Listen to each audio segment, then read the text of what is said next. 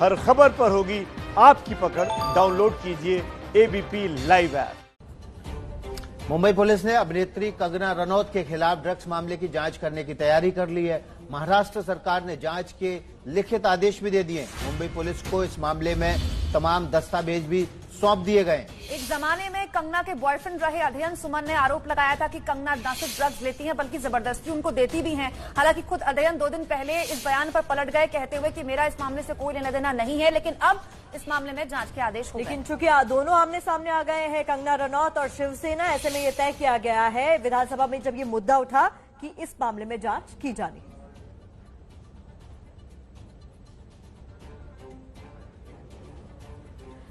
कंगना रनावत जी के साथ जिस तरह का सलूक, जिस तरह का व्यवहार महाराष्ट्र सरकार ने किया है वो निंदनीय है, लेकिन स्वाभाविक रूप से इसका रिएक्शन पूरे देश भर में आप देख रहे हैं। हिमाचल प्रदेश के मुख्यमंत्री जब ऐसा बयान दे रहे हो तो इससे पता चल जाता है कि कंगना के खिलाफ मुंबई में हो रही कार्रवाई पर हिमाचल प्रदेश का मूड क्या है। ये तस्वीरें शिमला की, जहां महिलाओं ने हिमाचल की बेटी कंगना रनौत के समर्थन में महाराष्ट्र के उद्धव सरकार के खिलाफ प्रदर्शन किया।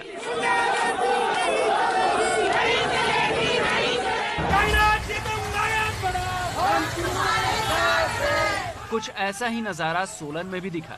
वहां पर बीजेपी महिला मोर्चा के सदस्यों ने प्रदर्शन किया।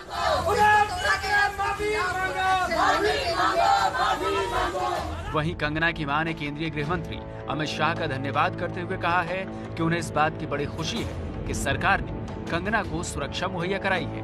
अमित शाह जी की, जिन्होंने मेरी बेटी को सिक्योरिटी दी, और मोदी जी का मैं बहुत धन्यवाद करती हूँ। यही नहीं, हिमाचल प्रदेश महिला आयोग भी इस मामले में कूद पड़ा है। राष्ट्रीय महिला आयोग को चिट्ठी लिखी है जिसमें कंगना को परेशान करने वालों के खिलाफ एक्शन लेने की मांग की गई है। तो हिमाचल के मुख्यमंत्री जयराम ठाकुर हमारे साथ खुद जुड़ गए, क्योंकि हिमाचल सरकार लगातार कह रही है कि हम अपनी बेटी यानी कि हिमाचल की बेटी के साथ है। मुख्यमंत्री जी, बहुत स्वागत आपका नमस्ते भारत में। अभी अभी खबर आई है कि एक जमाने में कंगना के खिलाफ जो उनके पूर्व बॉयफ्रेंड ने आरोप लगाए थे ड्रग्स के, उसमें अब महाराष्ट्र सरकार ने आदेश दे दिए हैं पुलिस को जांच के आदेश के। आपकी प्रतिक्रिया? देखिए, मैं तो इस सारे प्रकरण को इस प्रकार से देख रहा हूं कि महाराष्ट्र सरकार को कोई बहाना चाहिए कंगना को परेशान करने के लिए, उनको प्रताड़ित करने के लिए, और वो एक अभियान के रूप में इस कार्यक्रम में लगी हुई है। मैं समझता हूं कि ऐसी परिस्थिति में महाराष्ट्र सरकार को इस हद तक नहीं जाना चाहिए जिस हद तक वो जाने की कोशिश कर रही है। घर तोड़ना, उनको जान से मारने की धमकियां देना, उनके वरिष्ठ नेता के माध्यम से वहां पर महाराष्ट्र में नहीं आने के लिए बात करने, ऐसी बातें, बहुत सारी चीजें ऐसी हैं जिन बातों को लेकर के साफ जाहिर होता है कि महाराष्ट्र सरकार क्या करना चाहती है। आखिरकार इतना परेशान एक महिला से इतना परेशान होने की आवश्यकता क्या है? ये सारी बातें जो है वो समझ से परे की हैं। पूरा देश इन सारी बातों को लेकर के जो है वो जानना भी चाहता है। जी जयराम जी, एक सवाल ये है कि कंगना रनौत को लेकर जो सामना में लगातार छप रहा है उसमें ये आरोप लगाया जा रहा है कि बिहार चुनाव में राजपूत वोट के लिए बीजेपी का चाल चरित्र चेहरा है ये जो सामने आ गया, क्या कहेंगे? देखिए, मैं समझता हूँ कि राजनीति से तो इस सारे विषय का कोई लेना देना है ही नहीं अभी तक जो। और कंगना जी हिमाचल की बेटी हैं और हमने इस बात को लेकर के एक बात अपनी बात कही कि उनकी सुरक्षा हिमाचल के लिए और देश के लिए आवश्यक है। कंगना जी ने फिल्म जगत में बहुत बेहतर काम किया है और मुंबई में रह करके उनने लंबे समय तक जो है बड़ा संघर्ष किया है, और उस संघर्ष का परिणाम यह है कि वो अपने काम में आगे बढ़ करके एक मुकाम तक पहुंची हैं।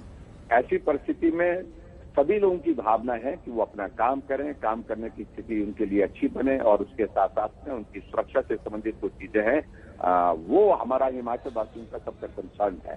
उस दृष्टि से ही हमने अपनी बात कही है, और मैं इसको राजनीति से नहीं जोड़ता हूँ इस सारे प्रकरण को।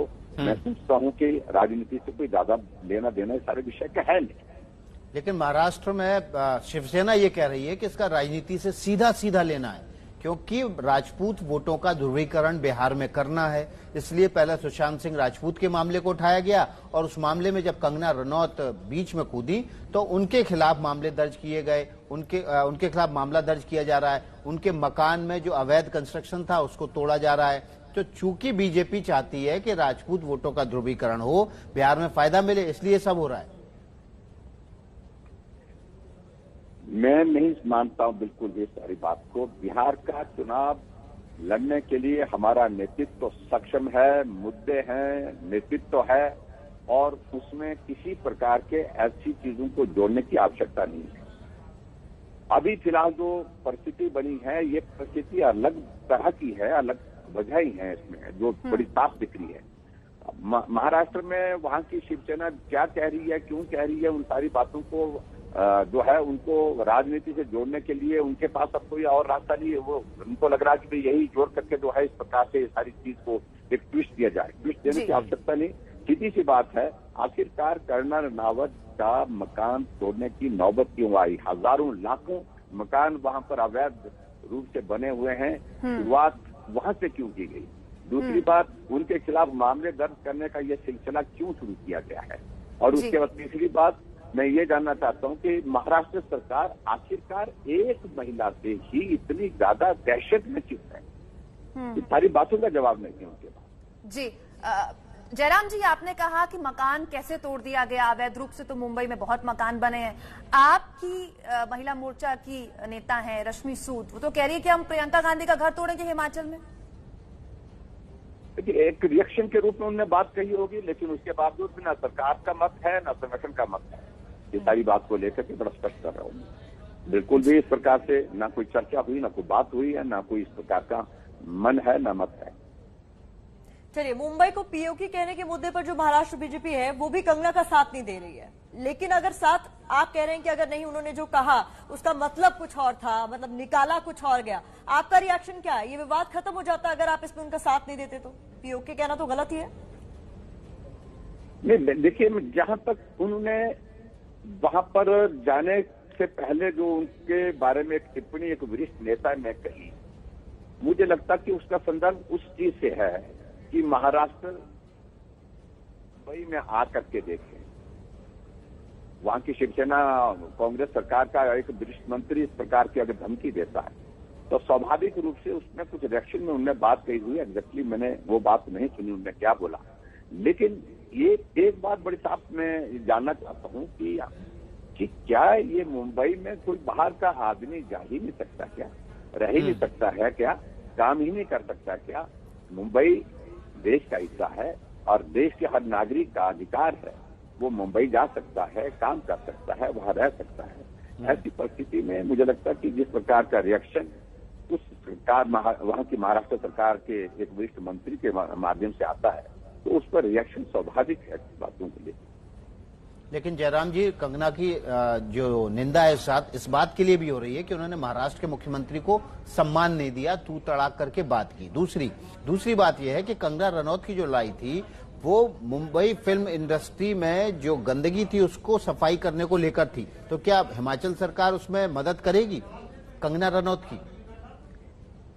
देखिए, जहां तक एक बात को लेकर के बड़े साफ सी बात है, जहां मुख्यमंत्री के सम्मान की अगर बात कही है, सम्मान हमेशा होना चाहिए, इसमें तो दो राय नहीं है, लेकिन फिर भी मेरा इसमें इतना ही है कि हम राजनीतिक क्षेत्र में लोग होते हैं, कुछ लोग आदर के साथ बात करते हैं, कुछ लोग नहीं करते हैं, और ऐसी परिस्थिति में हमको इस हद तक रिएक्ट करना उस सारी बात के लिए वो वाजिब नहीं है। बहुत सारी चीजें ऐसी होती हैं हमारे राजनीतिक जीवन में, जिंदाबाद भी होती है, मुर्दाबाद भी होती है, इन सारी चीजों के लिए स्वाभाविक रूप से हमको तैयार रहना होता है। तो ऐसे में मुझे लग रहा है कि इस सारे प्रकरण को एक छोटी छोटी चीज को अनावश्यक रूप से जोड़ने की बातें आगे बढ़ाई जा रही है, उसकी जरूरत नहीं होनी चाहिए। ऐसी ही एक बात कल और निकल कर आ गई, और तस्वीरें भी मैं चाहती हूँ कि हमारे प्रोड्यूसर साहब जो हैं वो तस्वीरों को दिखाएं। केंद्रीय मंत्री रामदास अठावले कल कंगना रनौत से मिलने गए तो कंगना सोफे पर बैठी हुई थी पैर ऊपर करके, और शिवसेना ये कह रही कि देखिए आपके हिमाचल की बेटी कितनी अहंकारी है। आपको लगता है कि वाकई ये मुद्दा है या फिर? देखिए, उस सारी चीज को लेकर के मुझे क्योंकि जो जानकारी नहीं है, जो मैंने देखा नहीं है, उस पर टिप्पणी करना उचित नहीं है।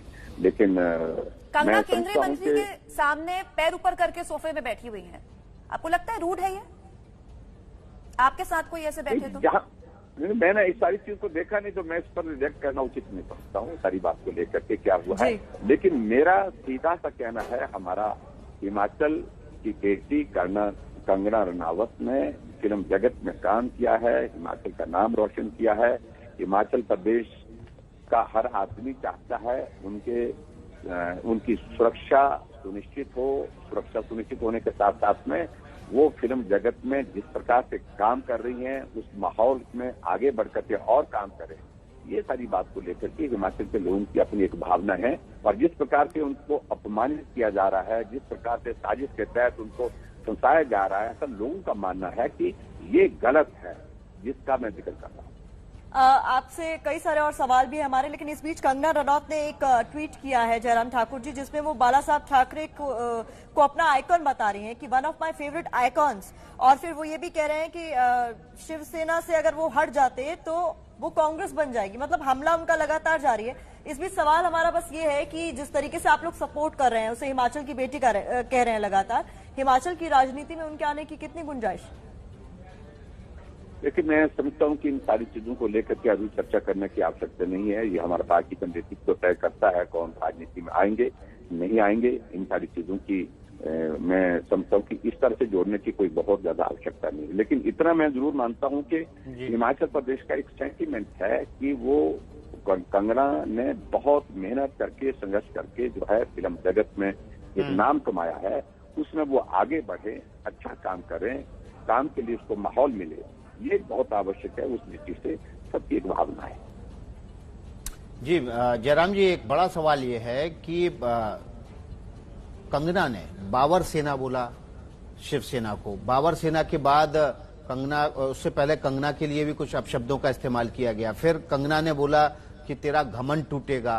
तो इस तरह की जो बाबर सेना बोलना शिवसेना को, आपको लगता है कि अब वो कांग्रेस की लाइन पे चली गई है शिवसेना? जैसा कि उन्होंने अभी ट्वीट करके भी कंगना ने कहा है कि अगर बाला साहब कहते थे अगर वो शिवसेना से हट जाए तो कांग्रेस बन जाएगी शिवसेना। आपको लगता है कि शिवसेना अब कांग्रेस बन गई है? लगभग परिस्थितियां इस प्रकार की बनी है। मैं उन ज्यादा राजनीतिक टिप्पणियों को करने की आवश्यकता महसूस नहीं करता हूँ। शिवसेना और कांग्रेस का आपस में मिलना, बाला साहब की सारी भावनाओं को जो सम्मान करने की बातें समाप्त हो गई वहां पर। उनके जो मूल मुद्दे थे, मूल विषय थे, जिनके लिए अपना जीवन उन्होंने समर्पित किया, वो सारी बातें जो है वही समाप्त हो गई। ऐसी परिस्थिति में वो राजनीतिक निर्णय है, उनने किया है, उस पर कोई टिप्पणी करना उचित नहीं है। लेकिन उनका बाला साहब ठाकरे जी के सम्मान जो है वो समाज में अलग तरह का था, वो खोया है शिवसेना में निश्चित रूप से। मुख्यमंत्री जी, आप हिमाचल के सेंटिमेंट की बात कर रहे हैं, महाराष्ट्र में उद्धव ठाकरे महाराष्ट्र के सेंटिमेंट की बात कर रहे हैं। ऐसे तो अखंड भारत के सेंटिमेंट को सीधे धक्का लगेगा, चूर चूर हो जाएगा, ऐसे कैसे चलेगा सर? नहीं, बिल्कुल इस प्रकार से महाराष्ट्र भी भारत का हिस्सा है। महाराष्ट्र के सेंटिमेंट का भी हम सम्मान करते हैं। हर राज्य का अपना एक सम्मान होता है, हर राज्य में रहने वाले व्यक्ति का भी अपना एक सम्मान होता है। मुझे जो एक बात लगी कंगना रनावत के खिलाफ वहां शिवसेना के एक वरिष्ठ नेता की जो टिप्पणी, वो वाजिब नहीं थी, वो उचित नहीं थी, और उस पर विवाद वहां से बढ़ता गया और आज इस तरह से यहाँ तक बात पहुंची है। अगर वही इस बात को नहीं कहते, अगर बात कह भी दी तो उसको वो जो है अपने आप कह करके कि भाई मुझसे गलती में ये बात हो गई है, मुझे नहीं कहना चाहिए था, तो मैं समझता हूँ कि बात वही समाप्त हो जाती। जी, बहुत बहुत शुक्रिया जयराम ठाकुर जी हमारे साथ जुड़ने के लिए। तो हिमाचल प्रदेश के मुख्यमंत्री थे जो कि कंगना रनौत से जुड़े हुए तमाम सवालों का जवाब हमें दे रहे थे।